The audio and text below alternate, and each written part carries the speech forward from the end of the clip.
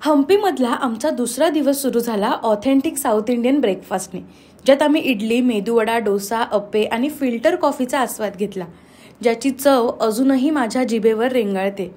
पोटभर नाश्ता झाल्यानंतर आम्ही एक्सपिरियन्स घेतला कोरॅकल राईडचा. हम्पीला आल्यावर जर कोरॅकल राईड नाही केली तर काय केलं यार. ही पारंपरिक बोट गोल गोल फिरल्यावर ज्या चक्रा येतात ना, त्याचा अनुभव जीवनात एकदा तरी घ्याच. नंतर आम्ही पाहिलं 50 रुपयांच्या नोटेवर असलेलं चॅरिओट, विजय विठ्ठल मंदिर आणि याच्याच आजूबाजूला म्युझिकल पिलर्स, हम्पी बाजारसारखे बरेच स्पॉट्स आहेत जे तुम्ही एक्सप्लोअर करू शकता.